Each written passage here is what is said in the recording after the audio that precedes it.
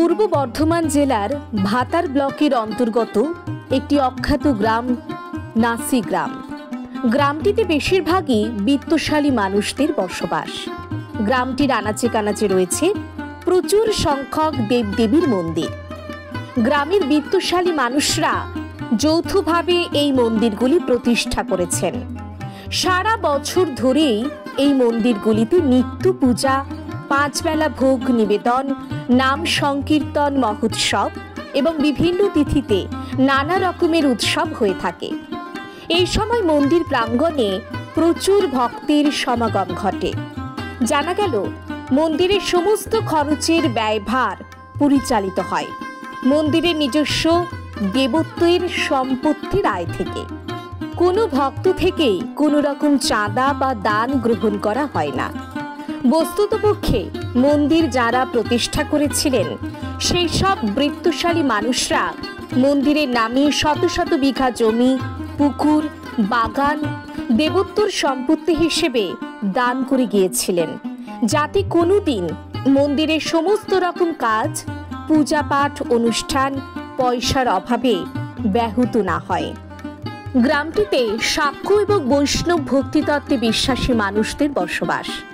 এখানে ভক্তরা আরাধ্য দেবতাকে নিজের সন্তানের মতো মানেন এবং যত্ন করেন।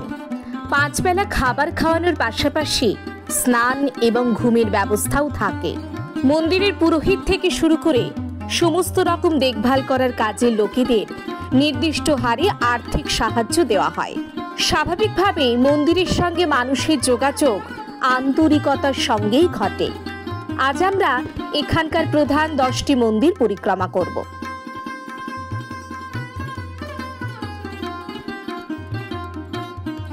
পায়ে পায়ে প্রথমেই আমরা পৌঁছে গেলাম বড় গোপীনাথ মন্দিরে। প্রাচীন মূল মন্দিরটি নষ্ট হয়ে যাওয়ার জন্য বর্তমান এই নতুন মন্দিরটি তৈরি হয়েছে।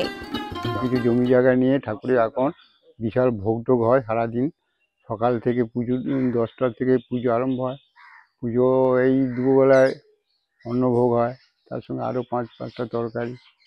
তারপরে এই এখন শয়ন গেছেন, আবার সন্ধ্যাবেলা আরতি হবে, ভোগ হবে। সেই এখানে নাম কীর্তন হয় প্রত্যেক দিন সন্ধ্যাবেলা। মানে এই মন্দিরটাকে ঘিরে উৎসব হয়। এই তো রিসেন্ট হয়ে গেল একটা পঞ্চম দোল উৎসব। হয়, আর একটা অমাবতী। পঞ্চম দোল উৎসবেও 500-700 লোক এখানে ভোজন করে। আর ওই আর অম্বুবতীতে অষ্টপ্রহর হয়, সেও 300-400 লোক খাওয়া দাওয়া হয়। আর অকেশন বলতে আর এমনিতে 12 মাসই এমনি পুজো পার্বণ তো হয়ে আছে। এই রাধাষ্টমী, জন্মাষ্টমী, হ্যাঁ, আরও অনেক কিছু অনুষ্ঠান প্রায় হয়ে থাকে। মানে এটা কত বছরের এইটা পুজোটা? এটা ধরুন আপনি 250 বছরের উপরে। গ্রামের নাম নাসি গ্রাম। এরপরে চলে গেলাম আমরা বুড়ো শিব মন্দির। সম্পূর্ণ সাদা মার্বেল পাথর দিয়ে সুসজ্জিত এই বুড়ো শিব মন্দির। অত্যন্ত মনোরম এখানকার পরিবেশ। জানা গেল এই মন্দিরটির দেবত্বর সম্পত্তির পরিমাণ প্রায় 300 বিঘা জমি। মন্দিরটি একটি উঁচু টিলার উপর প্রতিষ্ঠিত। সিঁড়ি ভেঙে উপরে যেতে হয়। শুরুতে ওঠার মুখেই রয়েছে সাদা মার্বেল পাথরের তৈরি একটি রক্ষা কালী মন্দির। বছরের বিভিন্ন তিথিতে মহা সমারোহে এখানে রক্ষা কালী মায়ের পূজা হয়। এরপর আমরা দেখে নেব রাধা মাধব মন্দির।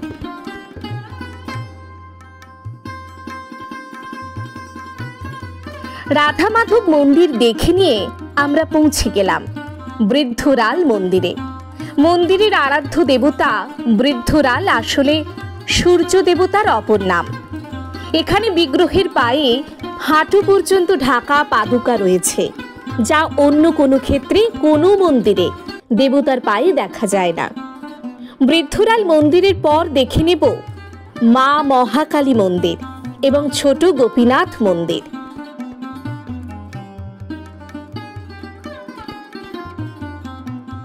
প্রতিটি মন্দিরেই নিত্য পূজা হয়। এরপর রয়েছে বিখ্যাত কালী মন্দির। যেটি ন্যাড়ামা নামে ভক্তদের কাছে পরিচিত। দীপাবলির সময় এখানে মোষ বলি হয়।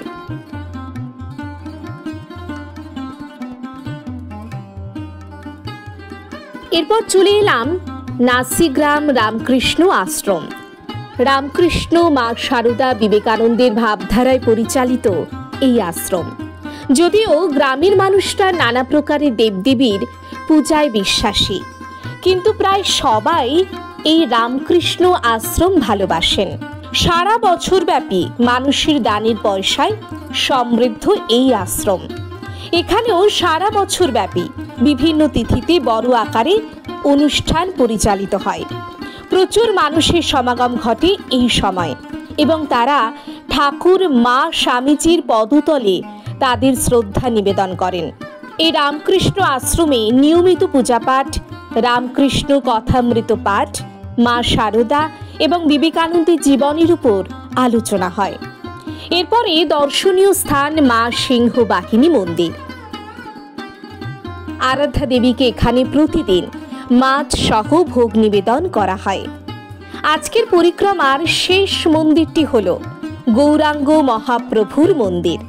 এখানকার বিগ্রহ অষ্টধাতুর তৈরি, তার মধ্যে সোনার পরিমাণ সবচেয়ে বেশি, তাই এটিকে সোনার গৌরাঙ্গ বলা হয়।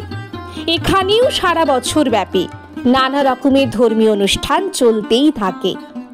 একদিনের জন্য একটু হাতে সময় নিয়ে এখানে এলে মন্দির পরিদর্শন করলে মন ভালো হয়ে যেতে বাধ্য।